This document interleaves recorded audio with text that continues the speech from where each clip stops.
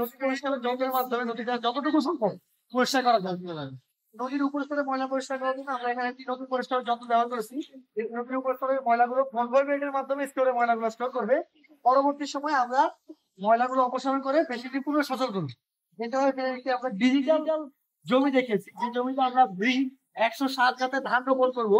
এই জাতের ধান ব্রিজ 26 জাতের ধান থেকে 26% বেশি ফলন দেবে এবং সাগর বা সামুদ্রিক এরিয়ায় লবণাক্ত পরিবেশের জন্য সব উদ্ভিদ কিন্তু জন্মাবে। এখানে আমরা সেই পরিবেশ মোকাবেলা করার জন্য এখানে আমরা এই জাতের ধানটি ব্যবহার করছি, যা হেক্টর প্রতি আমাদেরকে 4.79% বেশি ফসল রপ্তানিতে আমাদেরকে সাহায্য করবে এবং যে খাদ্য সংকট আছে সেটাও কিছুটা লাঘব করার চেষ্টা করছি। এছাড়া জমিটা আমরা ডিজিটাল কাঠতারও ব্যবহার করছি, যে কাঠতারোটা কাজ হচ্ছে লেজার রশির মাধ্যমে জমিতে পশু পাখি পড়বে সেগুলোকে জমি থেকে সরিয়ে দিবে। তাহলে ফসলের ক্ষতি 2% নেমে আনা সম্ভব এবং যে উৎপাদনটা সেটাও 60% বাড়িয়ে নেওয়া সম্ভব। আমরা ডিজিটাল যদি আমরা করি এটা আমরা ডিজিটাল ভবন দেখিয়েছি।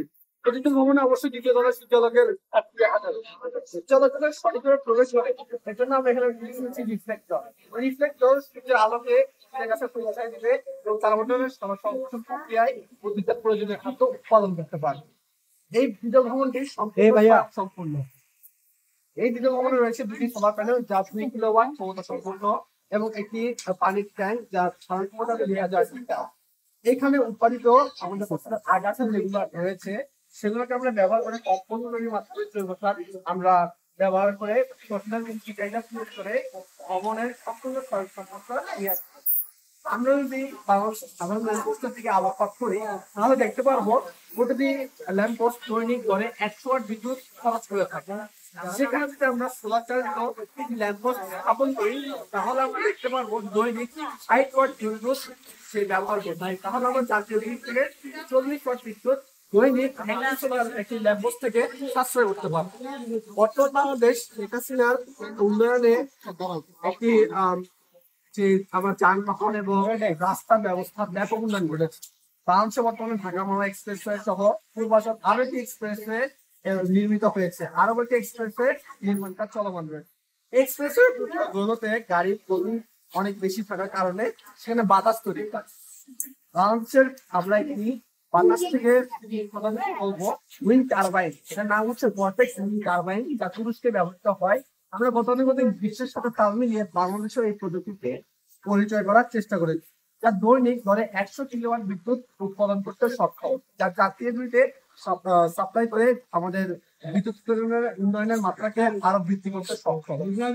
এরপরে যদি আমরা লক্ষ্য করি আমাদের বসতবাড়িতে সোলার প্যানেল অত্যধিক জনপ্রিয় বর্তমান, কিন্তু সাধারণ গতানুগতিক সোলার প্যানেল বাদ দিয়ে আমরা এখানে ব্যবহার করছি। আমরা জানি সূর্য পূর্ব থেকে পশ্চিমে অস্ত যায়, সূর্য যখন পূর্বে থাকবে আমাদের সোলার প্যানেলটি ঠিক পূর্বে অবস্থান করবে। এখন তো হয়ে থাকে যখন পশ্চিমে যায় তখন তো সে কিন্তু আমাদের সোলার প্যানেলটি যখন সূর্য পূর্বে থাকবে তখন যা মধ্য দিকে থাকবে তার মধ্যম দিকে এবং তার যদি আমাদের সাথে সে মুভমেন্ট করবে।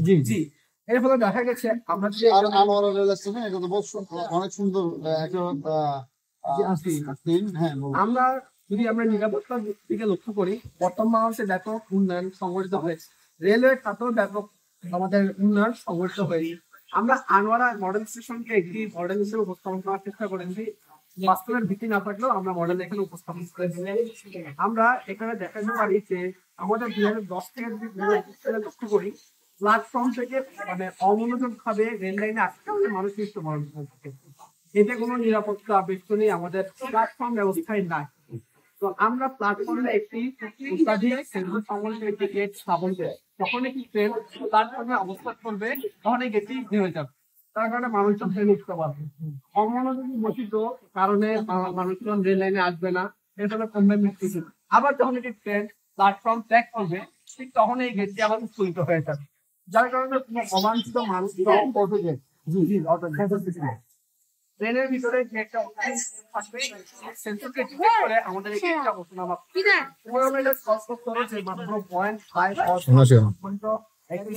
দ্বারা নিয়ন্ত্রণ করতে পারে। কয়েকদিন আগে আমরা লক্ষ্য করবো যে বেনাপোল এক্সপ্রেসে অগ্নিকাণ্ডে প্রায় 28 জন মানুষ নিহত হয়েছে। বাংলাদেশের রেলওয়ে সিস্টেমে উন্নয়ন ব্যবস্থাটা এখন অনেক পিছিয়ে রয়েছে। কিন্তু চাইলেই সরকার ব্যবস্থা করতে পারবে না। সেটা রয়েছে বাতিল ব্যবস্থা।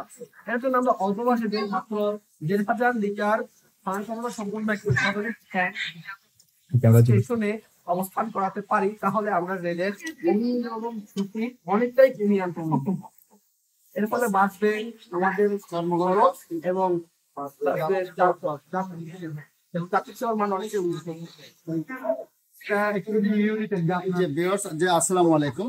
যে আমরা এতক্ষণ আসলে যে সিএমএল স্কুল অ্যান্ড কলেজের আমাদের যারা ছাত্রছাত্রী, যারা আগামী দিনের মানে প্রধানমন্ত্রী জননেত্রী শেখ হাসিনা যে স্মার্ট বাংলাদেশ, সেই স্মার্ট বাংলাদেশের যারা উপকারে স্মার্ট বাংলাদেশকে যারা গড়ে তুলবে, সেই আমাদের ছাত্রছাত্রীরা তারা এখানে দেখিয়েছেন পুরো আনোয়ারাটাকে কিভাবে সাজিয়েছেন। আমার কাছে অনেক বেশি ভালো লেগেছে তাদের এই প্রকল্পটি, এবং বিশেষ করে ট্রেন, আনোয়ারার বুকের উপরে ট্রেন।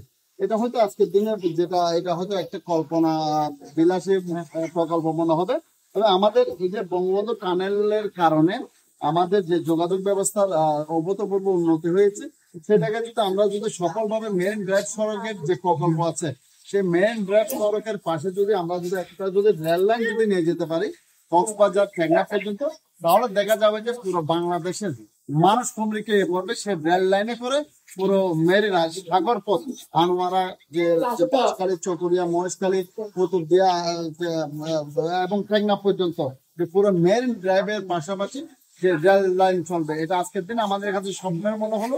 আমরা মনে করি ইনশাল্লাহ সেটা একদিন বাস্তবায়িত হবে, এবং সেটা স্মার্ট বাংলাদেশের যে ধারণা, সে ধারণাকে পাল্টে দেবে। সাথে থাকুন। আসসালামু আলাইকুম।